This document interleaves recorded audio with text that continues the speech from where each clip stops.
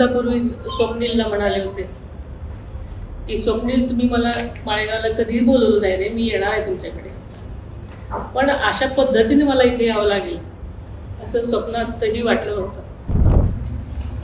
जे चेअरमन पदाची निवड होती त्यासाठीची आजची आपली ही बैठक आहे.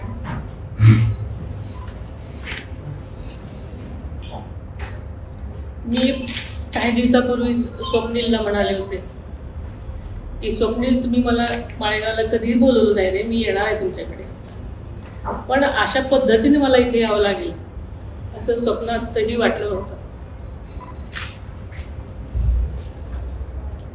आदरणीय दादांचं माळेगाव कारखाना एक देशामध्ये अग्रगण्य साखर कारखान्याचे एक स्वप्न होते आणि त्या दृष्टीने त्यांची वाटचाल चालू होती. आपल्याला माहिती आहे की नीलकंठेश्वर पॅनलला जेव्हा सगळ्यांनी भरभरून मतदान दिलं, आपल्या सगळ्यांच्या सहकार्याने, आपल्या सरकारच्या कामामुळे आणि दादांची निष्ठा आणि दादांचं बारीक लक्ष प्रत्येकावर, त्यामुळे आपण सगळेजण ह्या कारखान्यावर आल्यानंतर दादा उपमुख्यमंत्री असताना, एक अर्थमंत्री असताना सुद्धा या कारखान्याची जबाबदारी त्यांनी घेतली, आपण सगळ्यांनी त्यांना दिली. त्यामागचं एकच कारण होतं की हा अत्यंत चांगला, सगळीकडे वाखाणलेला कारखाना देशामध्ये त्यांना एक नंबरचा आणायचा होता. त्यामागे अनेक त्यांच्या गोष्टी होत्या. त्यांनी चेअरमन झाल्यानंतर सुद्धा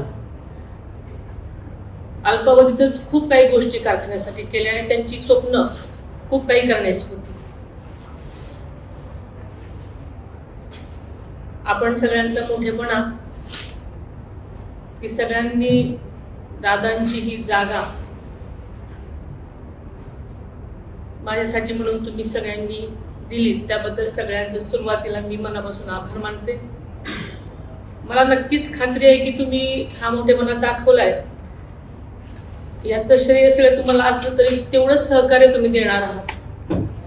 आणि दादांची स्वप्न पूर्ण करण्यासाठी आपल्याला कारखान्याचे सभासद, कामगार, अधिकारी आणि आपण सगळेच शेतकरी यांना नक्कीच न्याय मिळवून देण्यासाठी दादाने जे जे म्हणून ठरवलेलं आहे त्या गोष्टीसाठी मी तुमच्या सगळ्यांच्या सहकार्याने नक्कीच प्रयत्न करेन, हा शब्द मी तुम्हाला आज देते.